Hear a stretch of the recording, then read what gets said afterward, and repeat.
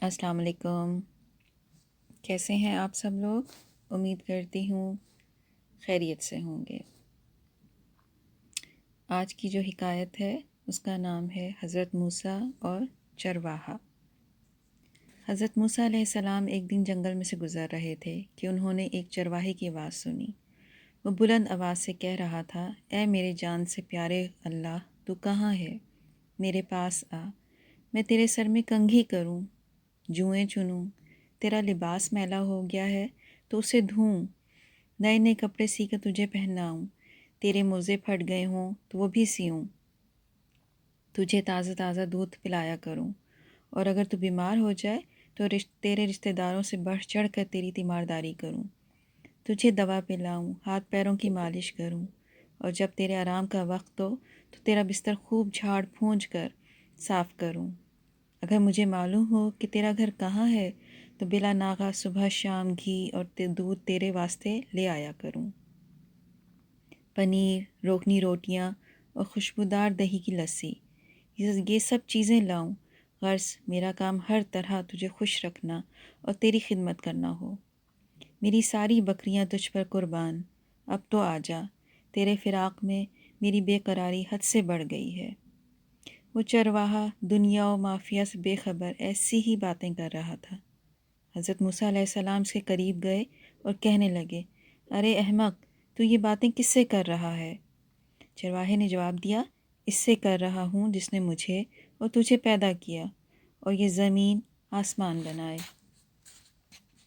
یہ سن کر حضرت موسیٰ علیہ السلام نے غضبناک ہو کر کہا، ارے بدبخت، تو اس بیہودہ بکواس سے کہیں کا نہ رہا، بجائے مومن ہونے کے کافر ہو گیا۔ خبردار، آئندہ ایسی لا یعنی اور فضول بکواس منہ سے نہ نکالیو، اپنے حلق میں روئی ٹھونس لے، تیرے اس کفر کی بدبو ساری دنیا میں پھیل گئی۔ ارے بے وقوف، یہ دودھ، لسی اور روغنی روٹیاں ہم مخلوق کے لیے ہیں، کپڑوں کے محتاج ہم ہیں، حق تعالیٰ ان حاجتوں سے بے نیاز ہے۔ اگر تو نے اپنی زبان بند نہ کی تو یاد رکھ، غیرت حق آتش بن کر کائنات کو جلا ڈالے گی۔ اللہ ایسی خدمتوں سے بے پرواہ ہے، وہ نہ بیمار پڑتا ہے، نہ اسے تیمارداری کی ضرورت ہے، نہ اس کا کوئی رشتہ دار ہے۔ دودھ تو وہ پیے جس کا بدن اور عمر بڑھنے والی ہو اور جو ضعف محسوس کرتا ہو، اور موزے وہ پہنے جو پاؤں کا محتاج ہو۔ حق تعالیٰ ان باتوں سے بری ہے، توبہ کر اور اس سے ڈر۔ حضرت موسیٰ کے غیظ و غضب میں بھرے ہوئے یہ الفاظ سن کر چرواہے کے اوسان خطا ہو گئے، خوف سے تھر تھر کانپنے لگا، چہرہ زرد پڑ گیا۔ بولا، اے خدا کے جلیل القدر نبی، تو نے ایسی بات کہی کہ میرا منہ ہمیشہ کے لیے بند ہو گیا، اور مارے ندامت کے میری جان ہلاکت میں پڑ گئی۔ یہ کہتے ہی چرواہے نے آہ سرد کھینچی، اپنا گریبان تار تار کیا اور دیوانوں کی طرح سر پر خاک اڑاتا غائب ہو گیا۔ حضرت موسیٰ علیہ السلام حق تعالیٰ سے ہم کلام ہونے کے لیے کوہ طور پر گئے تو اللہ نے ان سے فرمایا، اے موسیٰ، تو نے ہمارے بندے کو ہم سے جدا کیوں کیا؟ تو دنیا میں فصل جدائی کے لیے آیا ہے یا وصل ملاپ کے لیے؟ خبردار، اس کام میں احتیاط رکھ، اور جب تک تجھ سے ہو سکے فراق کی حد میں قدم مت دھر۔ ہم نے اپنی مخلوق میں سے ہر شخص کی فطرت الگ بنائی ہے اور ہر فرد کو دوسروں سے جدا عقل بخشی ہے۔ جو بات ایک کے حق میں اچھی ہے وہ دوسرے کے لیے بری ہے، اور جو ایک کے حق میں تریاق کا اثر رکھتی ہے وہی دوسرے کے لیے زہر کا حکم رکھتی ہے۔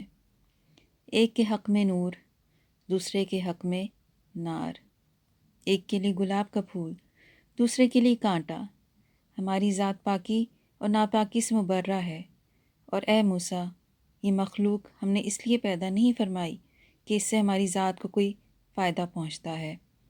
اسے پیدا کرنے کا مقصود صرف یہ ہے کہ اس پر ہم اپنے کمالات کی بارش برسائیں۔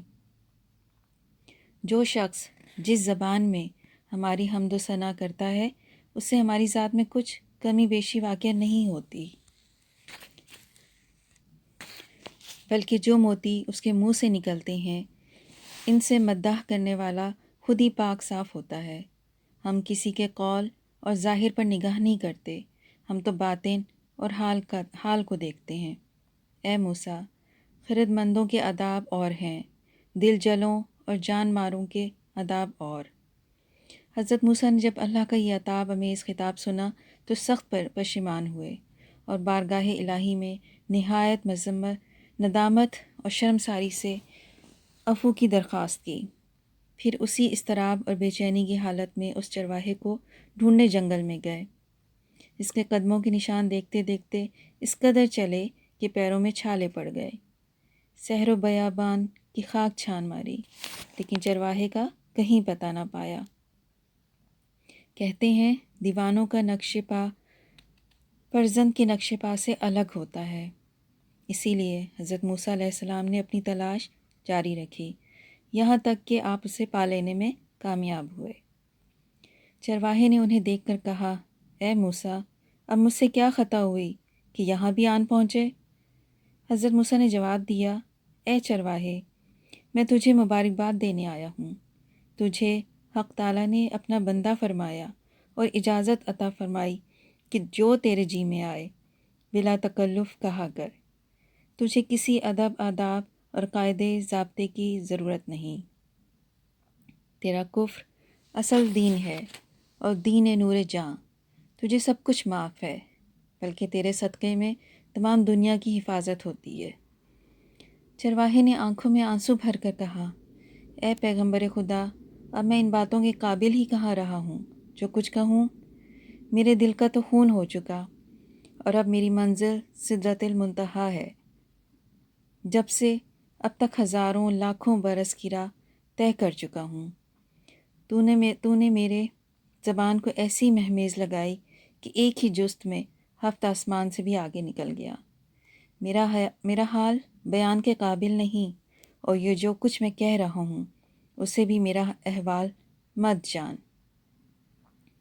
اے شخص، تو جو حق تعالیٰ کی حمد و ثنا بیان کرتا ہے، کیا سمجھتا ہے کہ تیرا حال اس چرواہے سے کچھ مختلف ہے؟ نہیں، تو اس سے ہرگز بہتر نہیں ہے۔ تو ابتدا سے انتہا تک ناقص، اور تیرا حال و قال بھی ناقص۔ یہ محض اس پروردگار رحمان و رحیم کا کرم ہے کہ وہ تیرے ناقص اور گندے تحفے کو قبول فرماتا ہے۔ تو آپ کو کیسی لگی یہ حکایت؟ مجھے بتائیے گا۔ ایک اور چیز سنتے جائیے۔ ہم میں سے ہر ایک کی دنیا ہماری اپنی موت کے ساتھ ختم ہوتی ہے۔ کوئی بھی مرنے والا ہمیں کتنا ہی عزیز اور پیارا کیوں نہ ہو، ہم اس کے ساتھ نہ تو مرتے ہیں اور نہ ہی مر سکتے ہیں۔ کسی کی بھی موت سے شاید بہت کچھ ختم ہو سکتا ہے، مگر سب کچھ نہیں۔